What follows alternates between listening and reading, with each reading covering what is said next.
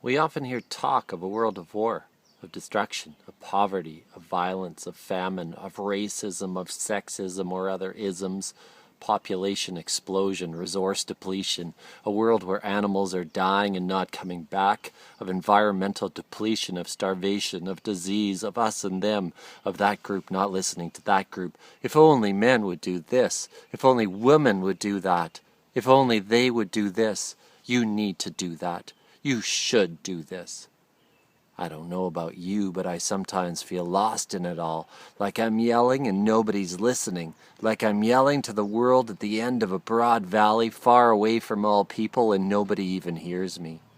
Like I'm feeling lots, but sometimes it feels like too much. Like if I stop feeling, it would be like giving up.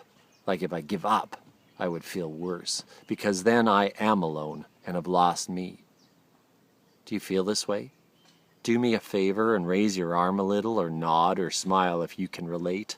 How does one respond? How do we make sense of it all? Maybe it is all senseless. Have you thought of this? Does it make sense to make sense of the senseless? Maybe what we accept as actual is sick beyond scale, that there are conversations to be convened to talk about what's occurring. Who's willing to call forth these conversations?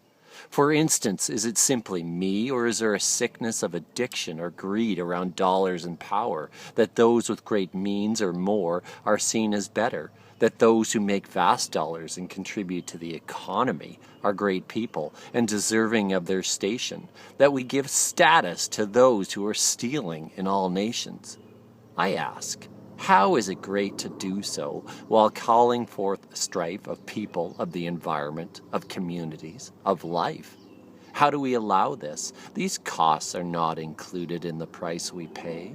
They are like hidden ghosts, moaning discontent, like skulls being scuttled aside, birds no longer heard, water no longer clean, like souls lost in the in-between.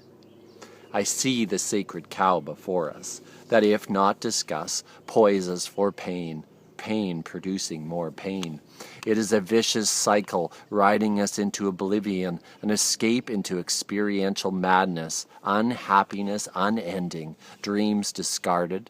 Is there any misunderstanding that there is so much escape, so much addiction, hope tossed around like someone's toy rather than the precious object it is? Are you still with me? Do you feel the unhappiness, the pain, the grief that I feel? I see it like a vast amount of fuel ready to light the fire of passion and possibility. Do you also see? I haven't lost hope. Will you stay with me just a little bit longer? What is the antidote? Your passion, your care, your love. I'm asking you to have the courage to acknowledge your feelings, state your truth, be yourself, follow your heart and what you believe in. Take a risk, entertain the pain and the joy that is humanity and the human experience.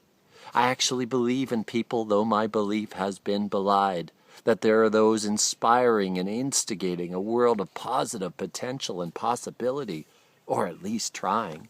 They haven't given up. There are models that support values of care, of community, of conserving our planet. We can currently feed everyone on the planet. We choose not to by our acceptance of the current, this is the way it is, complacency.